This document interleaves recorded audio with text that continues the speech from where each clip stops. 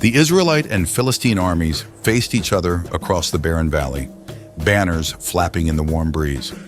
For weeks they had been locked in a tense standoff, neither side willing to make the first move. The air was thick with the anticipation of battle, the distant clash of steel and rumble of war drums, the only sounds to break the uneasy silence. Suddenly, a thunderous voice boomed from the Philistine ranks. "Choose a man and have him come down to me," bellowed the towering figure of the Philistine champion, Goliath. Goliath was a giant of a man, standing over 9 feet tall. His muscular frame was encased in shimmering bronze armor. A huge spear with an iron head the size of a grown man's torso clutched in his meaty fist. Even from across the valley, the Israelite soldiers could see the rippling of his powerful muscles as he flexed his arms. "If he is able to fight and kill me, we will become your subjects. But if I overcome him and kill him, you will become our subjects and serve us." He let out a derisive laugh that seemed to shake the very earth. The Israelite soldiers cringed at the sound, their faces etched with fear. Though they greatly outnumbered the Philistines, they knew that none among them could match Goliath's sheer size and strength. King Saul and his generals huddled, their plans for attack crumbling in the shadow of the towering champion. But among the camp followers who had come to bring food and supplies to the soldiers, a young shepherd boy named David listened with growing indignation. How dare this uncircumcised Philistine defy the armies of the living God? At just 15 or 16 years old, David was hardly a seasoned warrior. He was a slender youth, his limbs still bearing the lanky grace of adolescence. Yet his heart was filled with an unwavering faith in the Lord, and his soul burned with a courage that belied his tender age. As Goliath continued to hurl taunts and challenges, David could no longer remain silent. Pushing his way through the crowd of cowering men, he demanded, "Who is this uncircumcised Philistine that he should defy the armies of the living God?" The battle-hardened soldiers looked upon the boy with a mixture of astonishment and derision. "Do you not see how this man comes out to defy Israel?" one of them scoffed. "He has been doing this for days. The king has offered great wealth to the man who kills him, as well as the hand of his daughter in marriage. But who is fool enough to face him?" David was undeterred. "Let no one lose heart on account of this Philistine," he declared. "Your servant will go and fight him." The soldiers broke out in laughter. "You? Fight Goliath?" one of them guffawed. "You are only a boy, and he has been a warrior from his youth." But David would not be dissuaded. "The Lord who delivered me from the paw of the lion and the paw of the bear will deliver me from the hand of this Philistine," he said with unwavering conviction. Hearing this, King Saul summoned the young shepherd to his tent. At first, the grizzled king was deeply skeptical, sizing up David's slender frame and youthful face. "You are not able to go out against this Philistine and fight him," Saul said doubtfully. "You are only a young man, and he has been a warrior from his youth." Yet as Saul listened to the boy recount how he had killed both a lion and a bear that had threatened his flock, the king began to see a glimmer of something remarkable in David. Here was a youth of uncommon courage and faith, one who trusted completely in the power of the Lord. Relenting, Saul said, "Go, and the Lord be with you." He even insisted on outfitting David in his own royal armor, a heavy bronze helmet and a coat of mail. But when David tried to walk in Saul's armor, he found it cumbersome and ill-fitting.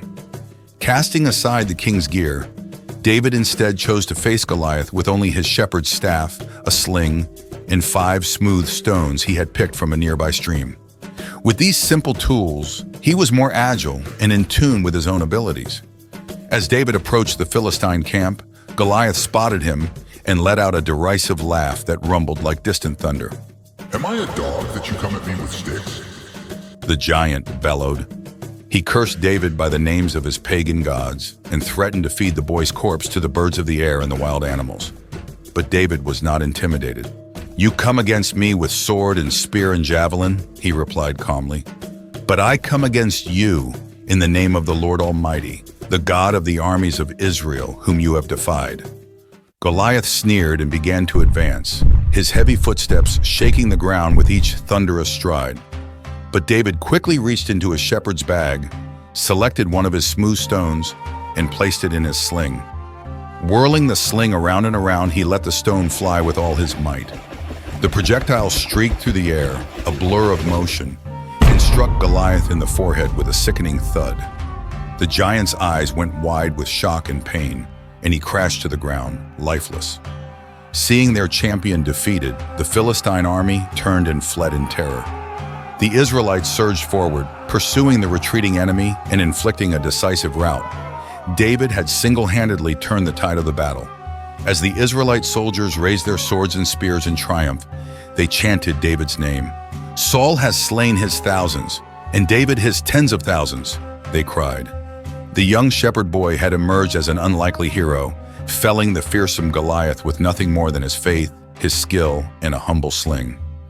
In the aftermath of the victory, King Saul summoned David to his tent.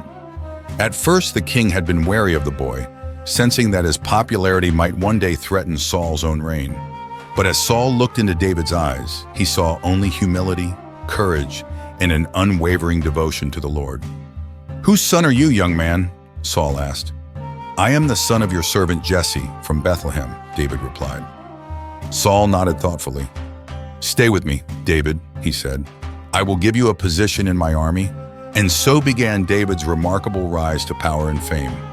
In the years to come, his exploits against Goliath and other enemies would make him one of the greatest kings in Israelite history.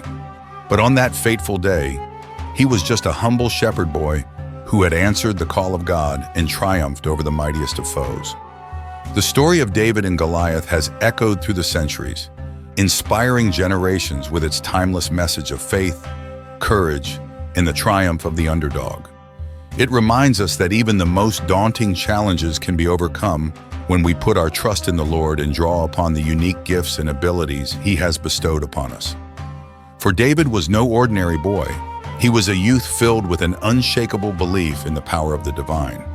When others cowered in fear, David boldly stepped forward, confident that the same God who had delivered him from the jaws of lions and bears would deliver him from the hand of the Philistine giant. And so it was that on that fateful day, a young shepherd with a sling became a legend. His battle cry, "I come against you in the name of the Lord Almighty," would echo through the ages, inspiring all who face seemingly insurmountable odds. For David's triumph proved that with faith, courage, and the favor of the Almighty, even the mightiest Goliath can be brought low. In the aftermath of the battle, David's reputation only grew. The Israelites marveled at his bravery and his skill, singing songs that hailed him as a greater warrior than even King Saul himself. "Saul has slain his thousands and David his tens of thousands," the people chanted. This, of course, only served to heighten Saul's jealousy and suspicion of the young hero. As David's popularity soared, the king grew increasingly threatened, fearing that the shepherd boy would one day usurp the throne. Saul made several attempts on David's life, driving the young man into exile. But David refused to raise a hand against the anointed king.